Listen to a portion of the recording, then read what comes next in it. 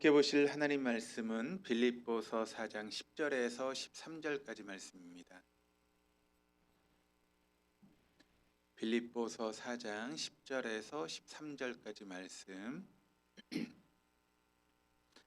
우리 한 목소리로 10절에서 13절까지 말씀을 같이 읽겠습니다. 내가 주 안에서 크게 기뻐함은 너희가 나를 생각하던 것이 이제 다시 싹이 나미니 너희가 또한 이를 위하여 생각은 하였으나 기회가 없었느니라. 내가 궁핍함으로 말하는 것이 아니니라. 어떠한 형편에든지 나는 자족하기를 배웠노니 나는 비천에 처할 줄도 알고 풍부에 처할 줄도 알아. 모든 일 곧 배부름과 배고픔과 풍부와 궁핍에도 처할 줄 아는 일체의 비결을 배웠노라. 내게 능력 주시는 자 안에서 내가 모든 것을 할 수 있느니라. 아멘. 비 오는 날씨에도 수요예배 나오신 여러분들을 주님의 이름으로 축복합니다. 오늘 우리에게 또 하나님께서 은혜 위에 은혜를 더해 주셔서 말씀 가운데 은혜를 받고 또 그 말씀의 능력을 경험할 수 있는 그런 시간 될 수 있기를 주님의 이름으로 축복합니다. 오늘 우리가 보고 있는 본문의 말씀 10절 말씀을 보시면 이렇게 말씀이 시작됩니다. 우리 한번 같이 한번 읽어보시겠습니다. 내가 주 안에서 크게 기뻐함은 너희가 나를 생각하던 것이 이제 다시 싹이 나미니 너희가 또한 이를 위하여 생각은 하였으나 기회가 없었느니라. 사도 바울이 지금 이 빌립보서라고 하는 그런 말씀을 쓰고 있을 때 상태는 어떤 상태인가 하면 로마의 지금 가택 연금 상태로 죄수의 신분으로 있는 그런 상태입니다. 그러니까 어떤 이제 죄에 대해서 판정이 난 것이 아니라 미결수의 신분으로 지금 사도 바울이 그런 로마에 지금 억류되어 있는 것이죠. 그러니까 어떤 형이 이제 딱 떨어져서 뭐 5년형 혹은 10년형이라고 하는 그런 형이 이제 떨어지면 그만큼의 이제 형을 살고 나오면 되는 것인데 미결수라고 하는 것은 아직 형이 결정되지 않은 그런 상태를 의미하는 것이죠. 그러니까 이제 어떤 일이 벌어질지 또 어떤 형이 내릴지 사실 모르는 그런 상태 가운데 있습니다. 그러니까 여러분 매도 미리 맞으면 난데 맞아야 된다라고 생각하면 어떻습니까? 맞을 때까지 막 마음속에 이제 조마조마하고 내가 몇 대를 맞을까, 얼마나 혼날까라고 하는 그런 걱정과 두려움이 있지 않습니까? 그러니까 감옥에 갇힌 상태에서 뭐 10년형이라고 하는 형이 떨어지면 그래 내가 10년만 감옥에 있다 나가자라고 하는 그런 마음을 가질 텐데 이게 어떤 형이 떨어질지 지금 모르는 거예요. 그러니까 마음속에 두려움이 있을 수밖에 없고 또 조마조마한 그런 마음이 생기겠죠. 근데 지금 사도 바울에게 형을 내려야 될 사람이 누구인가 하면 바로 네로 황제입니다. 네로 황제가 어떤 사람이죠? 어떤 사람입니까? 로마의 황제로서 지극히 사이코적인 그런 왕이지 않습니까? 어느 날 로마에서 이제 그 왕실에서 로마 시내를 바라보다가 로마 시내가 조금 더 이렇게 산뜻한 도시가 됐으면 좋겠다. 그 마음 하나로 여러분 어떤 일을 벌이죠? 로마의 온 지역을 다 불로 태워버리지 않습니까? 여러분 그게 보통 생각을 가지고 있는 사람들이 할 수 있는 일입니까?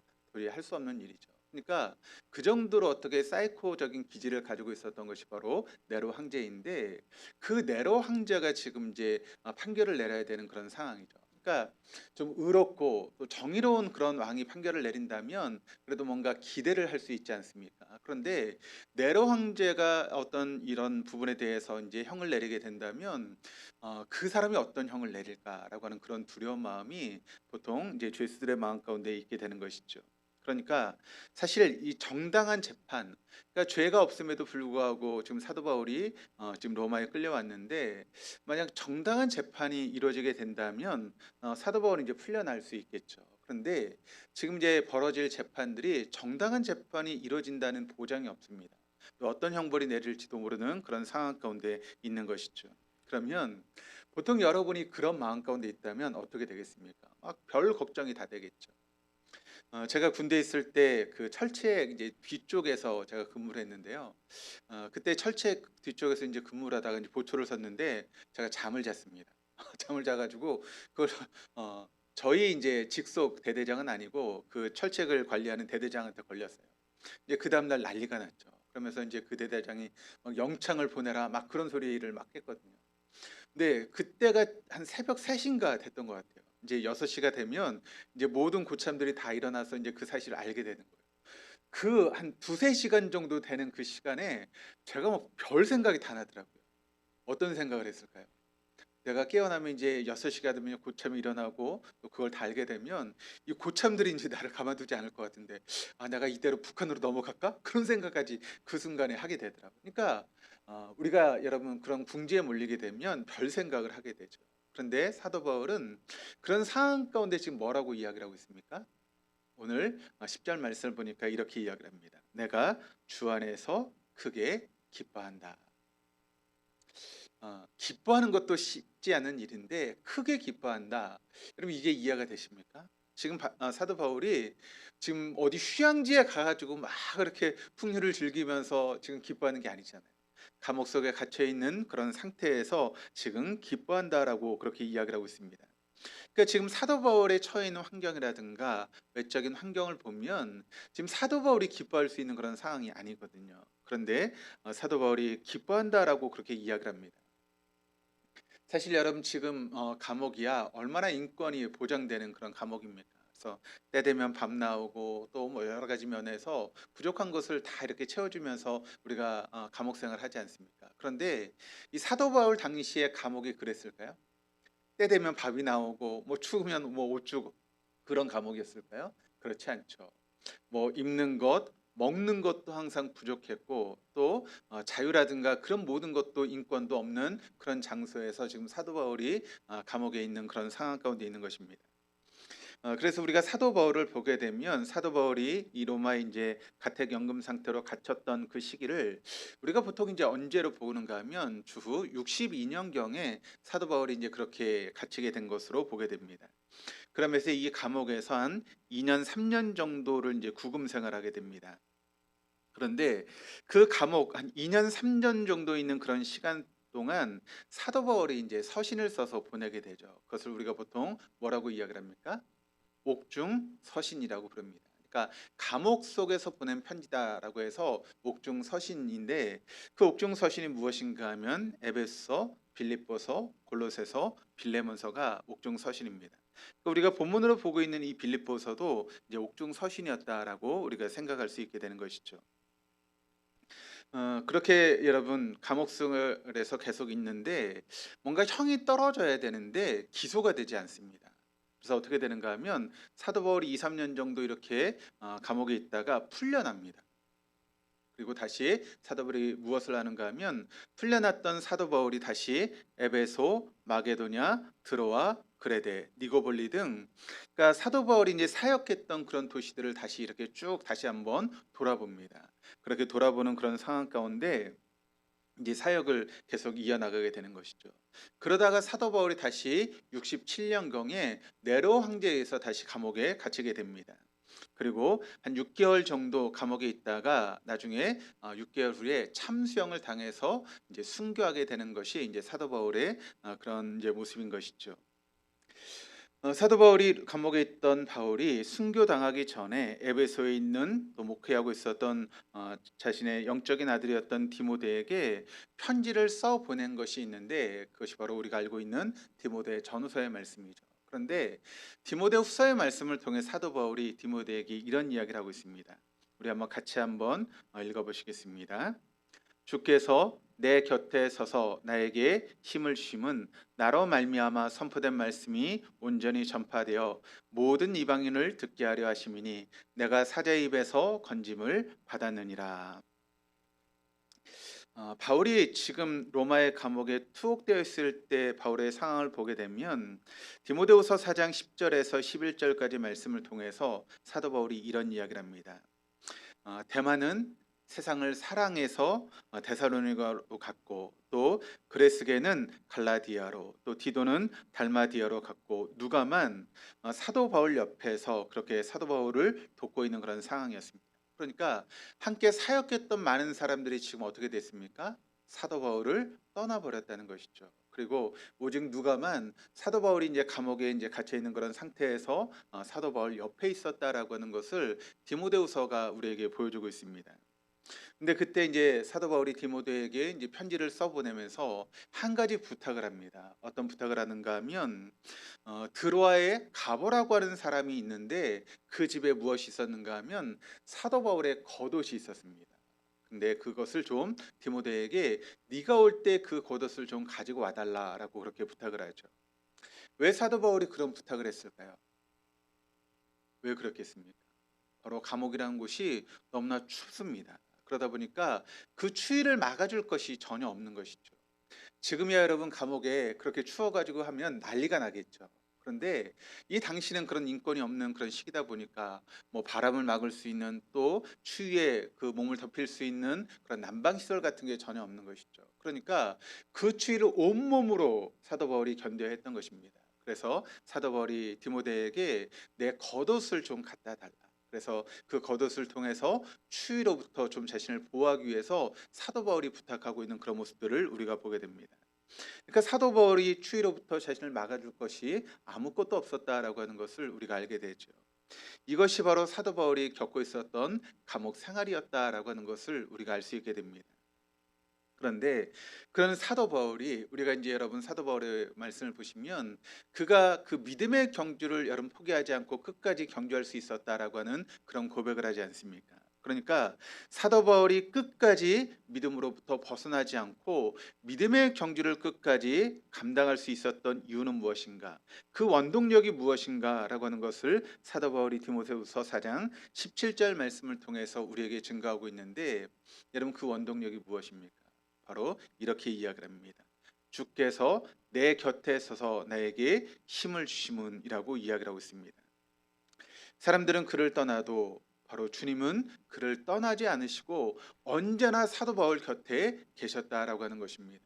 그러니까 사도 바울이 사역에 한창 있을 때 그때에도 하나님은 사도 바울을 떠나지 않으셨고 그와 함께 하셨고 또 사도 바울이 어려움을 당하는 그 상황에도 사도 바울을 떠나지 않고 그에게 힘이 되어 주셨고 또 지금 사도 바울이 감옥이라고 하는 그런 극한의 상황 가운데 처해 있는 그런 상황에도 언제나 주님은 그 사도 바울을 떠나지 않고 그 곁에서 힘이 되어 주신 분이 바로 주님이셨다라고 하는 것을 사도 바울이 지금 고백하고 있는 것입니다. 그렇습니다. 여러분 사도 바울이 그렇게 사도로서의 역할을 잘 감당할 수 있었다면 왜 그랬을까요? 그가 다른 사람보다 믿음이 특심이 있었기 때문에 여러분 사도 바울이 그랬겠습니까? 그렇지 않았다는 것입니다. 그가 그 모든 사역을 감당할 수 있었던 것은 바로 주님께서 그 곁에서 사도 바울에게 힘이 되어 주셨기 때문에 그가 그 사역을 잘 감당할 수 있었다라고 하는 것을 사도 바울이 지금 고백하고 있는 것입니다. 여러분 감옥에 있을 때뿐만 아니라 예루살렘에서 신문을 받을 때에도 주님은 사도 바울 곁에서 그를 격려해 주셨고 또 유라굴로 강풍이 14일 동안 휘몰아칠 때에도 주님은 언제나 그 사도 바울 곁에서 그와 함께 하시고 그를 도우셨다라고 하는 것을 이야기를 하고 있습니다. 여러분 우리가 좋아하는 복음성가 중에 이런 복음성가가 있죠. 나의 등 뒤에서 나를 도우시는 주라고 하는 그런 복음성가가 있는데 3절의 가사가 이렇게 증가합니다. 때때로 뒤돌아보면 여전히 계신 주 잔잔한 미소로 바라보시며 나를 재촉하시네. 때때로 뒤돌아보면 여전히 계신 주라고 그렇게 노래하고 있습니다. 그러니까 여전히 주님은 우리의 삶 가운데 계셨다라고 하는 것이죠. 언제나 뒤를 돌아봐도 그 주님은 떠나지 않고 우리의 삶 가운데 여전히 계셨다라고 하는 것을 이 찬양이 고백하고 있는 것입니다. 그런데 여러분 이 찬양의 고백이 누구의 고백인가 하면 바로 사도 바울의 고백이라는 것입니다. 여전히 내 곁에 계신 주 언제나 내 곁에서 힘이 되시고 능력이 되셨던 그 주님을 사도 바울이 이렇게 고백하고 있는 것입니다. 그런데 사도 바울이 지금 로마의 감옥에서 기뻐할 수 있었던 이유는 여전히 주님께서 내 곁에 계셨기 때문에 또 그 주님께서 내 안에 지금 나를 향하고 있었기 때문에 사도 바울이 그 어려운 상황 가운데도 크게 기뻐할 수 있었다라고 하는 것입니다. 그때 에바브로 디도를 통해서 어떤 일이 이루어지게 되는가 하면 빌립보 교회가 사도 바울을 돕기 위해서 여러분 그 헌금을 보내지 않습니까? 그러니까 사도 바울이 그 헌금을 받았을 때 여러분 그 마음이 어떤 마음이었을까요? 그러니까 단순히 그 빌립보 교회가 사도 바울을 돕기 위해서 이렇게 보낸 헌금 그러니까 어떤 선물로 그냥 사도 바울이 보았던 것이 아니라 그 빌립보 교회가 보냈던 그 헌금은 사실 주님이 사도 바울을 격려하는 그런 격려였고 또 주님의 미소였고 또 주님의 사랑이었다라고 하는 것입니다. 그러니까 그것을 받았을 때 사도 바울의 마음이 어땠는가 하면 주님께서 나를 버리지 않고 여전히 나를 도우시고 또 기억하시고 함께 하시는구나라고 하는 것을 사도 바울이 깨닫게 되는 것이죠. 그러니까 힘들고 어려운 상황 가운데 사도 바울이 그 믿음을 지켜나갈 때 그 믿음을 잘 지켜나갈 수 있도록 주님의 그런 격려가 바로 빌립보 교회가 보낸 그런 연보를 통해서 그렇게 이루어지게 되었다는 것입니다. 그래서 그가 주 안에서 크게 기뻐할 수 있었다라고 그렇게 고백하는 것이죠. 그리고 오늘 본문 11절 12절 말씀이 이렇게 증가합니다. 우리 같이 한번 읽어보도록 하시겠습니다. 내가 궁핍함으로 말하는 것이 아니니라. 어떠한 형편에든지 나는 자족하기를 배웠노니 나는 비천에 처할 줄도 알고 풍부에 처할 줄도 알아. 모든 일 곧 배부름과 배고픔과 풍부와 궁핍에도 처할 줄 아는 일체의 비결을 배웠노라. 사도 바울은 이 말을 통해서 나는 자족을 배웠다라고 그렇게 이야기를 하고 있습니다. 그런데 제가 지난 시간에도 말씀을 드렸지만 이 자족이라고 하는 단어는 그 당시 누가 사용했던 단어라고 말씀을 드렸죠? 그 당시 스토아 학파가 사용했던 그런 단어가 자족이라고 하는 그런 단어였다라고 말씀을 드렸죠. 그래서 이 스토아파는 인간의 모든 감정을 배제한 그런 상태. 그래서 우리가 가지고 있는 그런 모든 감정들을 다 배제하면 그때 우리의 삶 가운데 무엇이 주어지는가 하면 자족이 주어지게 된다라고 그렇게 이야기를 했습니다. 그래서 사람들과의 관계 속에서 다른 사람을 사랑하거나 혹은 관심을 갖는 것조차도 감정의 사치다라고 그렇게 스토아파들은 이야기한 것이죠. 그러다 보니까 여러분 그들이 마음이 어땠을까요? 그 스토아파들의 마음이 어땠을까요? 다른 사람에 대한 그런 사랑도 또 관심도 사치다라고 생각하니까 그들의 마음은 어떤 마음이었는가? 마치 사막과 같은 그런 마음이었다는 것입니다. 그래서 그런 사막과 같은 누구도 돌보지 않고 누구도 상관하지 않은 그런 상태가 되어지는 그것을 가지고 스토아파들은 뭐라고 이야기하는가 하면 그것이 바로 평화다라고 그렇게 이야기했다는 것입니다. 여러분 한번 생각해 보시길 바랍니다. 그게 맞는 소리일까요? 우리가 주변에 이제 사람들하고 어울리다 보면 어려운 사람들을 볼 때가 있잖아요. 그런데 그 사람을 우리가 이제 딱 바라봤을 때 여러분의 마음은 어떤 마음이 드십니까? 저 사람을 좀 도와줘야겠다라고 하는 그런 마음이 드십니까? 안 드십니까? 들죠. 그런데 내가 형편이 어려워요. 그럼 도와줄 수 있습니까? 없습니까? 그게 굉장히 어려워요. 그럼 여러분의 마음은 어떻죠? 불편하죠. 괜히 내가 이게 도와줘야 될 것 같은데 능력은 있는데 도와주지 못하고 또 그걸 바라보니까 내 마음은 좀 불편하고 그런데 그때 여러분 어떻게 해야 됩니까? 모든 감정을 다 제거해 버리는 것입니다. 그러면 지금 내 옆에 이제 어려움을 당한 사람을 바라봐도 여러분 어떤 마음이 들죠? 전혀 마음에 감동이 없는 거예요. 마음에 부담도 없고 그러니까 마음이 편하다. 그게 진짜 평안한 것일까요? 그것을 이제 스토아파들은 평화라고 그렇게 이야기하고 있는 것입니다. 그런데 바울이 또 여기서 어떤 단어를 쓰고 있는가 하면 자족이라고 하는 말을 지금 쓰고 있어요. 그러면 여러분 한번 생각해 보시길 바랍니다. 스토아파도 자족이라고 하는 단어를 쓰고 있고 사도 바울도 자족이라고 하는 단어를 쓰고 있는데 이게 같은 의미의 단어일까요? 그럼 어떻게 생각하십니까? 전혀 다른 의미의 자족이겠죠. 스토아파가 말하는 자족이라고 하는 것은 자급자족을 의미합니다. 그리고 사도 바울이 말하고 있는 자족은 신급 자족을 의미하는 것이죠. 그래서 스스로 자족을 만들어내려고 했던 스토아 학파 사람들은 진정한 자족에 이르지 못했고 또 하나님께서 주시는 상황에 순종했던 사도 바울만이 참 자족을 누릴 수 있는 그런 삶이 되어졌다라고 하는 것을 우리가 알아야 되는 것입니다. 지금 감옥에 있는 상황뿐만 아니라 바울이 사역 중에서 자족하는 그런 모습들이 성경 여러 군데에서 나오고 있는데 그중에 한 부분을 우리가 한번 보게 되면 고린도서 12장 7절에서 10절까지 말씀을 통해서 나오고 있는데 한번 제가 읽어드리겠습니다. 여러 계시를 받은 것이 지극히 크므로 너무 자만하지 않게 하시려고 내 육체에 가시 곧 사단의 사자를 주셨으니 이는 나를 쳐서 너무 자만하지 않게 하려 하심이라. 이것이 내게서 떠나가게 하기 위하여 내가 3번 주께 간구하였더니 나에게 이르시되 내 은혜가 내게 족하도다. 이는 내 능력이 약한 데서 온전하여 짐이라 하신지라. 그러므로 도리어 크게 기뻐함으로 나의 여러 약한 것들에 대하여 자랑하리니 이는 그리스도의 능력이 내게 머물게 하려 함이라. 그러므로 내가 그리스도를 위하여 약한 것들과 능력과 궁핍과 박해와 공고를 기뻐하노니 이는 내가 약한 그때의 강함이라. 우리가 사도행전의 그런 모습을 보게 되면 거기 이제 사도 바울의 사역의 모습들이 참 많이 나오고 있는데, 사도 바울이 사역하는 그런 과정 가운데 사도 바울에게 신의 은사가 있었다라고 하는 것을 이제 여러 곳에서 우리에게 말씀하고 있죠.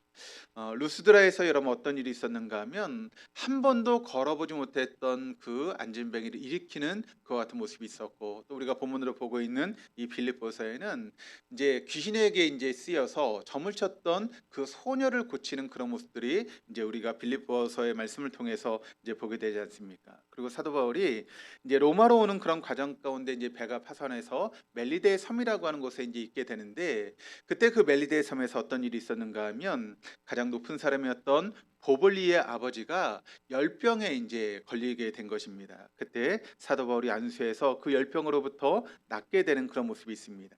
또 드로아에서는 창틀에 이렇게 앉았다가 창틀에 떨어졌던 유두고가 다시 살아나는 그런 기적의 역사도 있었고, 또 에베소에서는 어떤 일이 있었는가 하면 사도 바울이 사용했던 손수건, 그것을 병자에게 얹기만 해도 병자가 낫는 그런 놀라운 역사가 사도 바울의 사역 가운데 있었다는 것입니다. 그러니까 여러분, 사도 바울이 수없이 많은 사람들을 고치고 어느 정도였는가 하면 근데 사도 바울이 쓰던 손수건만 얹어도 이런 병자가 나을 정도로 사도 바울에게 그런 신의 은사가 있었다라고 하는 것을 우리가 알게 되는 것입니다.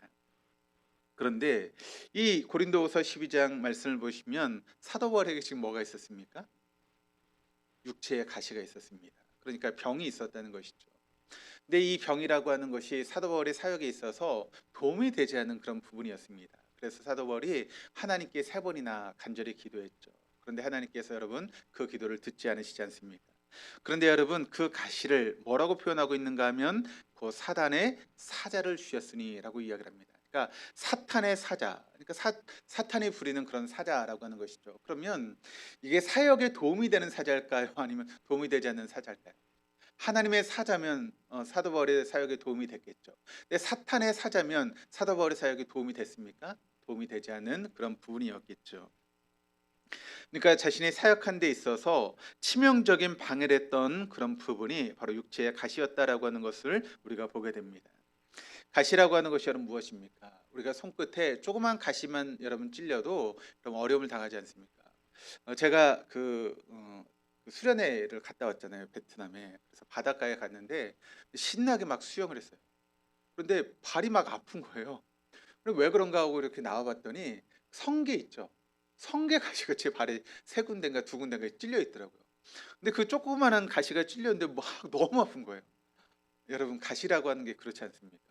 가시라는 게 조그마한 가시도 여러분 찔리면 그것 때문에 고통을 당하고 어려움을 당하는데, 이 사단의 가시, 육체의 가시가 사도 바울에게 있었다라고 하는 것이 사도 바울이 얼마나 힘들고 어려운 그런 상황이었는지를 우리에게 보여주고 있는 그런 모습입니다. 그래서 사도 바울이 3번이나 간구했다라고 그렇게 이야기를 하고 있습니다. 이 3번이라고 하는 것이 여러분 이제 성경에서는 완전수이지 않습니까? 그러니까 이 말의 의미가 사도 바울이 하나님께 3번만 기도했다라고 하는 그런 의미일 수도 있지만, 하나님 앞에 처절하게 기도했다라고 하는 그런 의미로도 우리가 받아들일 수 있는 그런 내용입니다. 그런데 그렇게 3번이나 간절히 기도했는데 하나님 뭐라고 말씀하십니까? 내가 그 가시를 갖고서도 자족할 수 있니? 라고 그렇게 하나님이 사도 바울에게 물어보셨다는 것이죠. 바울은 이 응답에 완전히 굴복했습니다. 약한 자신과 강한 주님이 합쳐져서 자족과 온전함에 이를 수 있는 것을 사도 바울이 체험했기 때문에 그렇습니다. 그러니까 사도 바울에게 있는 그 약함, 그리고 우리 주님은 강하신 분이시고 그것이 합쳐져서 내가 자족할 수 있고 온전함에 이를 수 있다라고 하는 것을 사도 바울은 깨닫게 된 것입니다.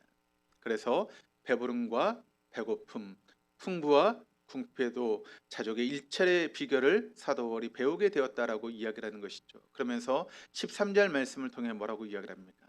내게 능력 주시는 자 안에서 내가 모든 것을 할 수 있습니다라고 고백하고 있습니다. 스토아파 사람들은 자족에 이르기 위해서 서로 자기를 가르치고 배운다고 생각했습니다. 그러나 바울은 자신에게 자족과 일체의 비결을 가르쳐 주신 분이 계시다라고 말씀하고 있는 것이죠. 그분이 여러분 누구입니까? 바로 내게 능력을 주시는 하나님, 그 주님이 바로 내게 그 모든 것을 가르쳐 주고 계시다라고 하는 것을 사도 바울이 이야기하고 있는 것이죠. 여러분, 우리가 신앙생활하고 또 삶을 살다 보면 왜 우리에게 어려움이 없겠습니까? 고난의 시간들이 있고 어려움의 시간들이 있죠. 그래서 피하고 싶은 그런 순간들이 우리의 삶 가운데 닥치게 되지 않습니까? 그런데 그 어려움과 고난의 순간 속에서 내가 할 수 있는 것이 아무것도 없다라고 하는 것을 우리가 경험하는 그런 시간들이 되지 않습니까? 그때 여러분, 우린 누구를 바라봅니까? 바로 하나님을 바라보고 주님을 바라보게 되시죠. 나는 연약하고 부족하지만 전능하신 하나님, 그 하나님께서 내 삶을 이끌어 가시고 그 어려운 가운데도 내가 주님을 바라봤을 때 내 삶을 도우시는 하나님을 우리가 경험하게 됩니다. 그러면서 우리의 신앙이 여러분 어떻게 됩니까? 바로 자족을 배우게 되는 것이죠. 그와 같은 순간들과 그와 같은 시간들을 통해서 우리의 신앙이 온전하게 되어지는 그런 은혜를 우리가 경험할 수 있게 된다는 것입니다. 이 13절 말씀을 보시면 여러분, 내게 능력 주시는 자 안에서 내가 모든 것을 할 수 있다라고 이야기를 하고 있는데, 이 말은 이제 두 부분으로 되어 있습니다. 내게 능력 주시는 자, 그리고 내가 모든 것을 할 수 있다. 그런데 이 말씀의 액센트는 어디에 있을까요? 전반부에 있을까요? 후반부에 있을까요?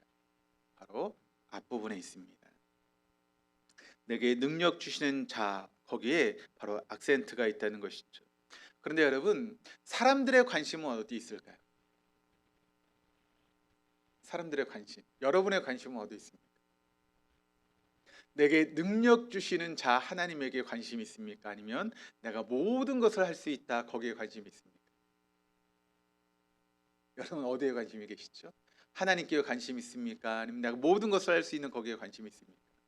보통 사람들은 전반부에 관심 있는 것이 아니라 후반부에 관심이 있죠. 내가 모든 것을 할 수 있다, 거기에 관심이 있습니다.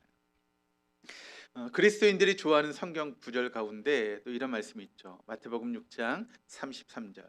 그런즉 너희는 먼저 그의 나라와 그의 의를 구하라. 그리하면 이 모든 것을 너에게 더하시리라. 여기에도 악센트는 어디 있을까요? 앞부분에 있을까요? 뒷부분에 있을까요? 이 말씀도 앞부분에 악센트가 있죠. 그런데 또 사람들이 좋아하는 건 뭐예요? 앞부분을 좋아합니까? 뒷부분을 좋아합니까? 너희는 먼저 그의 나라와 의를 구하라라고 하는 그 말씀을 좋아합니까? 아니면 그리하면 이 모든 것을 너희에게 더하시겠다라고 하는 그 말씀을 더 좋아합니까? 대부분의 사람들이 뒷부분의 것들을 더 좋아하죠. 먼저 그의 나라와 의를 구하는 것보다 이 모든 것을 너에게 더하시리라고 하는 그 말씀을 사람들은 더 좋아합니다. 그런데 여러분, 만약 그리하면 너희가 하나님을 닮게 될 것이다, 아니면 그리하면 너희 보화가 천국에 쌓이게 될 것이다 라고 하면 사람들이 그렇게 좋아하지 않을 거예요. 그렇죠? 너희가 먼저 그의 나라와 의를 구하라, 그러면 너희에게 하나님을 닮게 될 것이다, 아니면 천국에 너희의 보화가 쌓일 것이다 라고 하면 사실 이 말씀을 그렇게 좋아하지 않을 것입니다. 그런데 이 모든 것을 너희에게 더하신다라고 하는 그 말씀을 우리가 좋아하죠. 그다음에 여러분, 이 말씀을 통해서 우리가 알 수 있는 것은, 신앙이라고 하는 것은 뭘까요?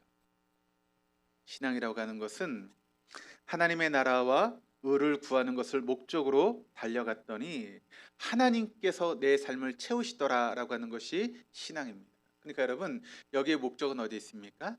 앞에 있죠. 하나님의 의를 위해서, 또 그것을 구하기 위해서 달려가는 삶, 그것이 중요하다는 것이죠. 그랬더니 하나님께서 내 인생을 책임져 주셨다라고 하는 것이 신앙생활이죠.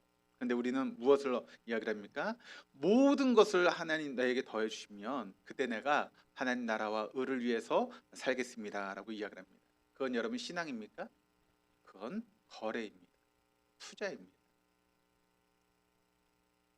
우리가 이것을 알아야 되는 것이죠. 요한복음 15장 17절에도 이런 말씀이 있는데 이렇게 이야기를 합니다. 너희가 내 안에 거하고 내 말이 너희 안에 거하면 무엇이든지 원하는 대로 구하라. 그리하면 이루리라. 이 말씀도 전반부에 액센트가 있습니다. 근데 사람들은 무엇을 좋아하는가 하면 무엇이든지 원하는 대로 구하라. 그리하면 이루리라라고 하는 말씀을 좋아합니다. 사람들은 무엇이든지를 뭐로 생각합니까? 내 욕망, 욕심으로 생각을 합니다. 그래서 그 무엇이든지가 내가 원하는 그런 아파트, 내가 원하는 그런 삶의 질, 그런 것들을 생각하고 또 그런 것을 생각하면서 사람들이 그것을 말하고 있는 것이죠. 그런데 여러분, 이 말씀의 의미는 사실 그런 의미가 아닙니다. 포도나무에 달린 가지가 구하는 것은 여러분 무엇이겠습니까? 좋은 상품의 포도 열매를 포도나무 가지가 원하는 것이죠. 포도나무 가지는 사과나 배가 달리기를 구하지 않습니다. 포도나무는 가지의 포도송이가 열리도록 수액을 공급받기 때문입니다. 여러분, 우리는 그리스도에게 붙은 가지다라고 말씀하고 있죠. 그렇다면 우리가 맺어야 될 열매는 무엇이겠습니까? 세상의 성공, 세상의 물질, 그것이겠습니까? 아니죠. 우리가 그리스도의 가지가 되었다면 그리스도께서 공급해 주시는 진리와 생명의 수액을 공급받아서 성령의 열매를 구하는 그런 삶이 우리의 삶이 되어야 된다는 것입니다. 그래서 우리는 그리스도의 가지로서 성령의 열매를 맺어가는 그런 모습들이 우리의 삶 가운데 나타나야 되는 것이죠. 그런데 우리가 여러분 구하는 게 성령의 열매가 아니라 세속적인 가치관, 육신의 정욕, 안목의 정욕, 이생의 자랑을 구하며 살아가는 그런 모습들을 우리가 발견하게 됩니다. 그래서 여러분, 바른 신앙이라고 하는 것은 무엇인가 하면 내게 능력 주시는 자 안에서 내가 모든 것을 할 수 있느니라 라고 하는 그런 구절에서 내게 능력 주시는 자가 더 크다는 것을 아는 것이 바로 바른 신앙이다 라고 하는 것을 우리가 알아야 합니다. 그래서 내게 능력 주신 자 안에서 내가 모든 것을 할 수 있느니라 라고 하는 그런 구절은 어떤 적극적인 사고방식의 가르침을 알려주는 내용이 아니라 모든 것을 할 수 있다 해서 모든 것이 세상에 있는 모든 것을 가르치는 것이 아닙니다. 그래서 우리가 11절 12절 말씀을 통해서 보게 되면 내가 자족하는 법을 배운 것도 배부름과 배고픔, 풍부와 궁핍에 처해도 좌절하지 않고 견딜 수 있는 비결을 배운 것도 내게 능력 주시는 분이 계시기 때문입니다라고 말하는 것입니다. 그러니까 바울은 언제나 자기 자신을 강조하지 않고 자기 속에 계셨던 주님을 더 강조하는 것을 우리가 사도 바울의 서신을 통해 보게 되는데 빌립보서 1장 6절에 이런 말씀이 있죠. 너희 안에서 착한 일을 시작하신 이가 그리스도 예수의 날까지 이루실 줄을 우리는 확신하노라. 너희 안에서, 그러니까 지금 내 안에서 어떤 하나님이 원하시는 그런 일들을 시작하신 그 분께서 그리스도 예수의 날까지 이루실 줄을 확신한다라고 사도 바울은 고백합니다. 우리가 계속 빌립보서에 대한 말씀을 배우고 있는데 빌립보 교회는 사도 바울이 강가에서 만났던 잣새 곶감 장사였던 루디아와 그리고 귀신 들려서 점을 쳤던 소녀, 그리고 빌립보 감옥의 간수였던 그 가족을 통해서 빌립보 교회가 탄생하게 되었고 또 교회가 시작하게 되었습니다. 그것을 사도 바울은 잘 알고 있었습니다. 사실 사도 바울의 우리가 계획을 보면 사도 바울이 빌립보에 가려고 하는 그런 계획이 자체가 없었습니다. 그는 1차 선교여행에 돌아다녔던 그 아시아 지역을 돌아보려고 하는 그런 마음이 있었지 유럽을 갈 생각이 사도 바울에겐 전혀 없었다는 것이죠. 그런데 하나님께서 사도 바울의 걸음을 유럽으로 바꾸게 하셔서 사도 바울이 빌립보에 오게 된 것입니다. 그리고 사도 바울이 그 강가에서 루디아를 만나서 복음을 증거했을 때 그 루디아가 마음을 열게 되었고 또 빌립보 감옥의 문을 여신 그것을 통해서 간수의 마음을 열어주셨다는 사실을 사도 바울은 잘 알고 있었던 것입니다. 그분의 능력을 베풀어 주셨기 때문에 빌립보 교회가 시작할 수 있었기에 시작하셨던 그 주님께서 완성도 주님께서 이루실 것이다 라고 하는 그런 고백이 바로 사도 바울의 고백이었습니다. 그리고 그 일에 자신이 쓰임받았다는 사실은 사도 바울에게 있어 그 자체가 감격이었고 기쁨이었고 감사의 제목이었다는 것이죠. 그런데 여러분, 보통 우리가 사도 바울과 같은 역할과 처지가 되면 우리가 어떤 이야기를 합니까? 내가 빌립보 교회를 세웠어. 내가 이렇게 애쓰고 노력해서 빌립보 교회가 든든하게 설 수 있었어라고 그렇게 이야기하는 것이 보통의 마음 아니겠습니까? 근데 사도 바울은 그 모든 것을 하나님께서 하셨고 나는 그저 도구로서 하나님께 주시는 그런 자리를 지켰을 뿐이다라고 사도 바울은 이야기하고 있는 것입니다. 우리가 좋아하는 여러분 복음성가 중에 나의 힘이 되신 여호와여라고 하는 복음성가가 있습니다. 그 가사가 이렇게 되죠. 나의 힘이 되신 여호와여, 내가 주님을 사랑합니다. 주는 나의 반석이시며 나의 요새시라. 주는 나를 주는 나의 건지시는 나의 주, 나의 하나님. 나의 피할 바위시오, 나의 방패시라. 나의 하나님, 나의 하나님. 구원의 뿌리시오, 나의 산성이라. 나의 하나님, 나의 하나님. 그는 나의 여호와, 나의 구세주. 그렇게 이 찬양이 고백을 하고 있습니다. 사랑하는 교회 여러분, 우리가 지금까지 삶을 살아오면서 하나님을 하나님으로 인정하며 이 자리에 앉아 있을 수 있게 된 것이 여러분 내가 애를 쓰고 노력하고 내가 믿음이 특심해서 우리가 이 자리에 앉아 있는 것입니까? 그렇지 않습니다. 하나님께서 내 걸음을 인도하시고 내 삶을 주관하시고 내 곁에서 나를 도우셨기에 우리가 이 저녁에 비가 오는 날이지만 예배 자리에서 하나님을 예배할 수 있는 것입니다. 그분이 우리를 건져주셨고 그분이 우리의 피할 바위가 되어주셨고 그분이 우리의 방패가 되어주시고 우리의 산성이 되어주시고 우리의 하나님이 되어주셨다라고 고백되신다면 이제부터 더욱 우리를 확대하려고 하지 말고 주님을 확대하는 삶을 우리가 살아가야 될 줄 믿습니다. 그래서 언제나 우리의 삶을 통해서 주님을 더 높이고 우리는 그 주님 안에서 더 낮아지는 그런 삶을 통해서 우리가 삶을 살아갈 때 어떤 환경에도 우리는 자족의 비결을 배울 수 있게 되고 또 어떤 일을 만나도 일체의 비결을 배울 수 있는 그런 삶이 되게 될 것입니다. 그리고 우리 인생의 마지막에 내게 능력 주시는 자 안에서 내가 모든 것을 할 수 있다라고 하는 그런 고백이 저와 여러분의 고백이 되어줄 줄 믿습니다. 그런 고백을 하시며 살아갈 수 있는 일체의 비결을 배우시는 저와 여러분 우리 모두가 될 수 있기를 주님의 이름으로 축복합니다.